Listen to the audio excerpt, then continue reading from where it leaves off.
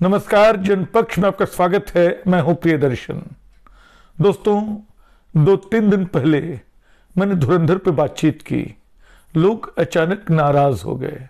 उनको लगा कि इतनी अच्छी, इतनी महान, इतनी मनोरंजक फिल्म की ये आदमी आलोचना क्यों कर रहा है? क्या इसलिए कि उसमें पाकिस्तान गए भारत के जासूस का कारनामा उसे अच्छा नहीं लग रहा है? ये तो बिल्कुल एक देशद्रोही किस्म का काम है। दोस्तों, मैं फिल्में ऐसे नहीं देखता। मैं खूब फिल्में देखता हूं और मैं जानता हूं कि मनोरंजन प्रधान फिल्मों की सीमाएं क्या होती हैं। जिन्हें हम कमर्शियल फिल्में कहते हैं, उनकी सीमाएं क्या होती हैं मुझे खूब पता है और मैं उन्हीं दायरों में फिल्मों को देखना पसंद करता हूं। मैं जानता हूं कि हिंदी सिनेमा अपनी अतिरंजना में कहां कहां जाता है, लेकिन मेरी अपेक्षा ये होती है कि उस अतिरंजना में भी एक संगति हो। हीरो कोई एक्शन ले रहा हो तो एक्शन बिल्कुल अविश्वसनीय लगे। वो पहाड़ से छलांग लगाता हो तो लगे कि उसने पहाड़ से छलांग लगाई होगी।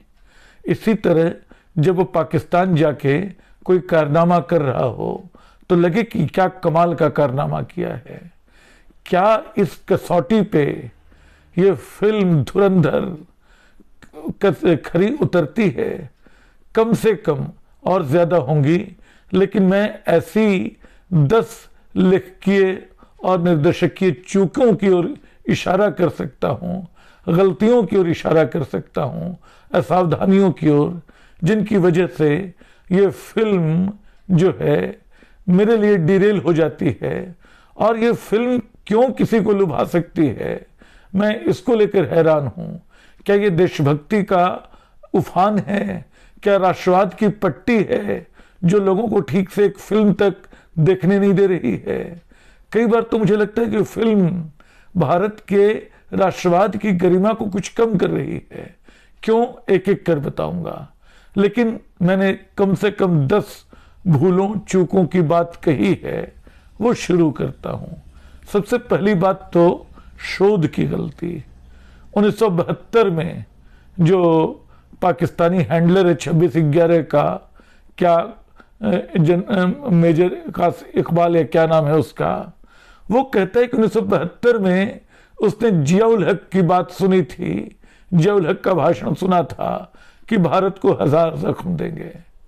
भाई साहब, जियाउल हक तो 79 में आता है पाकिस्तान की राजनीति की पृष्ठभूमि में।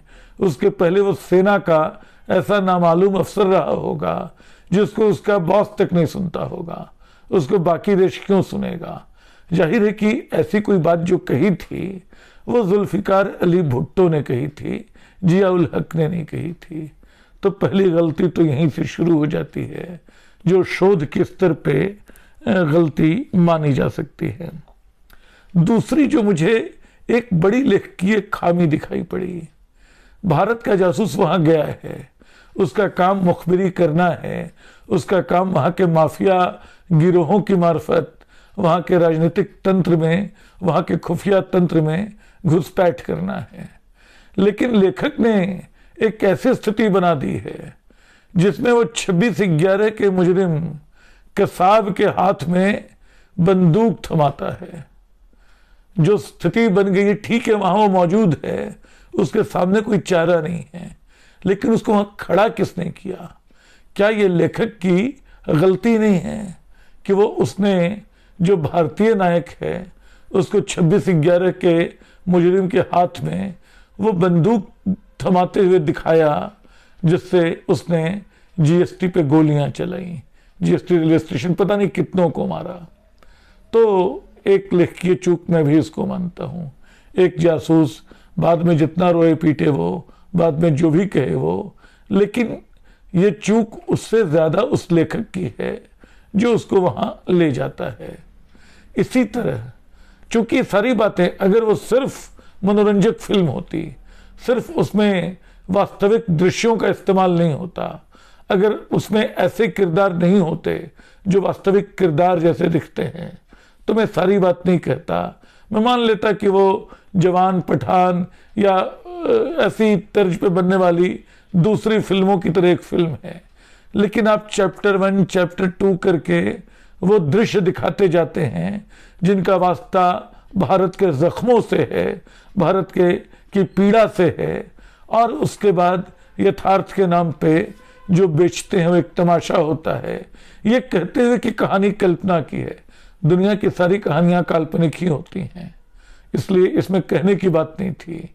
आप इसलिए कि यथार्थ को पेश करना चाहते हैं कल्पना के आवरण में, इसलिए मैं सारी बात कह रहा हूं। तो दो बात मैंने कही। तीसरी बात ये कि जो बलोच बेचारे अपनी लड़ाई लड़ रहे हैं उनको आपने 26/11 का मुजरिम बना दिया। ये शोध कहां से आ गया कि जो 26/11 के हमलावर थे उनके लिए बलोचों से हथियार खरीदा गया था। ये फिल्म जो दिखाती है रहमान डकैत को, जो बलोच नेता है और जिससे सौदा किया जाता है कि वो बलोच आर्मी से गन खरीद कर ले आए, और वो गन ले आता है। तो ये बिल्कुल चौंकाने वाली बात है। बलूचिस्तान में जो आंदोलन चल रहा है उसको लेकर अगर भारत का रुख आप याद कीजिए तो आपको लगेगा कि ये कितनी बड़ी चूक है फिल्म की। चौथी बात, एक प्रेम कहानी आपने उसमें डाल दी, लेकिन क्या भारतीय जासूस जो अनजाने में ही, बिना किसी के जाने ही भारतीय राष्ट्र राज्य का प्रतिनिधि है, ऐसा धोखे से भरा प्रेम कर सकता है? वो जिस लड़की से प्रेम और शादी तक कर लेता है उसको अपनी पहचान बताने में, उसको पहचान तक अपने नहीं बताता है, उससे उसके पिता की जासूसी करवाता है। क्या ये प्रेम जो है ये इस तरह का ये न्यायोचित प्रेम है? मुझे तो लगता है कि फिर लेखक निर्देशक दोनों यहाँ गड़बड़ा गए, उनको प्रेम को कुछ दूसरे ढंग से बरतना चाहिए था। चलिए, चौथी बात ये हुई। पांचवी बात, एक लड़की जो एक बड़े मंत्री की, बड़े ताकतवर मंत्री की बेटी है, वो घर से निकल जाती है। वो कहाँ चली जाती है? मंत्री को किसी भी वजह से उसकी परवाह होनी चाहिए। संभव है अपनी बेटी को बहुत प्रेम न करता हो, संभव है वो उससे किसी तरह छुटकारा पाना चाहता हो। हालांकि ये दोनों बातें फिल्म की कहानी देखते हुए और बेटी और पिता के बीच के रिश्ते को देखते हुए संभव नहीं जान पड़ती हैं। लेकिन वो लड़की गायब रहती है कई दिन तक और मंत्री को कुछ पता ही नहीं है, उसको परवाह तक नहीं उसकी बेटी कहाँ गई है। क्या ये संभव है? तो ये 5-6 बड़ी चीजें हुई। जो 7वीं चीज है, आप ध्यान से देखिए कि जो भूमिका रणवीर सिंह ने की है वो भारत के जासूस की। हालांकि फिल्म का अंत आते पता चल जाता है कि वो जासूस नहीं है। चूंकि अब इतने दिन तक फिल्म चल चुकी है इसलिए मुझे लगता है कि इस बात को यहाँ रख देना चाहिए। पता चलता है कि वो कोई अपराधी है जिसको मौत की सजा मिलनी है और उसको हत्या की मशीन बना के भारतीय खुफिया एजेंसियां वहां भेज रही हैं। क्या ये उचित है? क्या मारने की मशीन आप भेजना चाहते हैं? आप जासूसी कराते हैं, आपके डीप एसेट होते हैं, आप वहां से मुखबिरी की कोशिश करते हैं। ये सब राष्ट्रों में कूटनीति में चलता है। लेकिन आप कहें कि आप तो एक मारने वाली मशीन भेज रहे हैं, ये खुफिया एजेंसी का प्रमुख बोलता है, तो ये बात अजीब सी लगती है। लगता है कि फिर यहाँ एक असावधानी हुई है। इसी तरह की गलतियां और भी हैं, या जो अविश्वसनीय किस्म की चीजें हैं। बेटी पिता की जासूसी कर रही है और मोबाइल से जो छुप के की गई रिकॉर्डिंग हो सकती है वो ऐसी साफ सुथरी, ऐसे बड़े कमरे की है जिसको देख के लगता है कि तो बिल्कुल इजाजत लेके इसको शूट किया गया होगा। और ये समझ में नहीं आता है कि पहरेदारों से घिरे, गार्ड से घिरे उस घर में ये चुपके रिकॉर्डिंग बेटी इतनी साफ आवाज में कैसे संभव कर ले रही है। जो किरदार रणवीर सिंह का है उसमें एक और मुश्किल है। नायक को, भारतीय जासूस को फिर थोड़ा तो भारतीय दिखना चाहिए। वो करता क्या है? वो धोखे के खेल खेलता रहता है। पहले वो रहमान डकैत के गिरोह में शामिल है, फिर पाकिस्तान के भ्रष्ट मंत्री के साथ चला जाता है। क्यों जाता है पता नहीं, उससे उसका क्या फायदा है नहीं मालूम, लेकिन वो उसकी ओर से जिस रहमान डकैत ने उस पर सबसे ज्यादा भरोसा किया, जिस बलोच नेता ने उस पर सबसे ज्यादा यकीन किया, उसका कत्ल कर देता है और उसके बाद ये शो करता है कि वो तो मारा गया पुलिस की गोली से।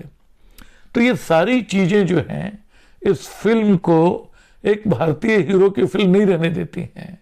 इस फिल्म को देखते हुए लगता है कि ये जासूस जो है, जिस मकसद से इसको भेजा गया है, वो असल में वहां जाकर भारतीय राष्ट्र राज्य की गरिमा नहीं रख पा रहा है।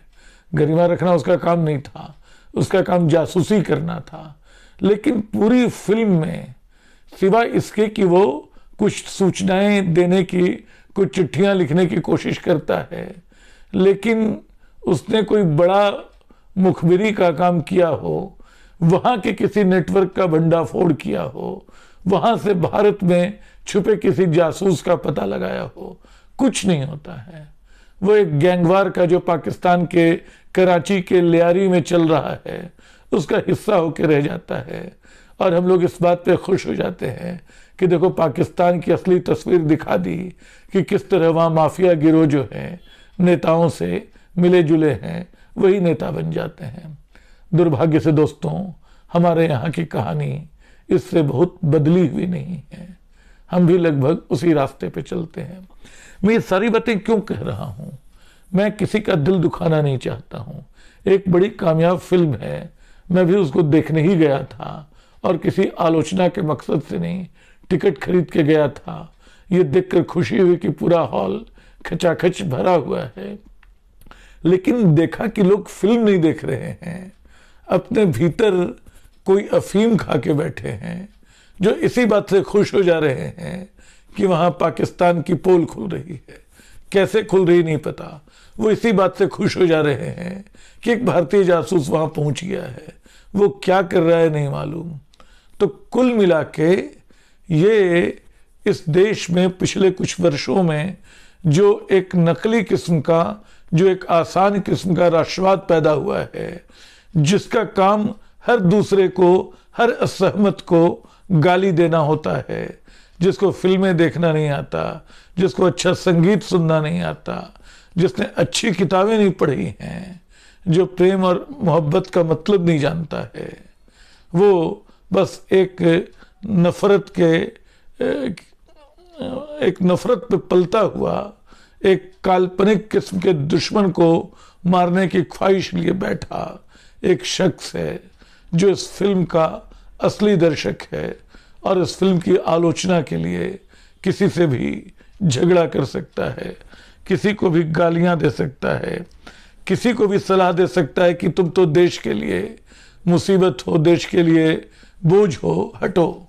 सच तो ये है कि जो लोग देश के नाम पे ऐसी अंधी दौड़ लगा रहे हैं, असली देश पे बोझ वही हैं, हमारी तरह के लोग नहीं, जो इस देश को समृद्ध, शांत और दुनिया भर में सम्मान हासिल करने वाला एक देश देखना चाहते हैं, एक बहुधार्मिक, बहुसांस्कृतिक देश देखना चाहते हैं। तो ये 3.5 घंटे की फिल्म, मतलब अगर आप इतनी सारी चीजों को समेटना चाहते थे, भैया थोड़ी स्क्रिप्ट बेहतर कर लेते, थोड़ा उसको तराश लेते, और जो एक्शन है फिल्म का, जो हिंसा है, वो हिंसा तो बेशुमार है ही, कई जगह वो अविश्वसनीय हो जाती है। जब आखिरी दृश्य में रहमान डकैत और रणवीर सिंह के बीच जो लड़ाई होती है, वो लड़ाई इतनी लंबी खींचती है, इतनी लंबी खींचती है कि लगता है यार कोई तो मर जाओ, फिल्म तो खत्म हो, पता तो चले कोई अंत, किसी अंत तक पहुंचे। लेकिन हर बार लगता है कि दोनों योद्धा अविश्वसनीय ढंग से खड़े होके फिर एक दूसरे से लड़ने लगते हैं। दोस्तों, इस फिल्म को मुझे माफ कीजिएगा, आपकी राष्ट्रवादी अपेक्षाओं के बावजूद मैं अपनी ओर से बहुत नंबर देने को तैयार नहीं हूं।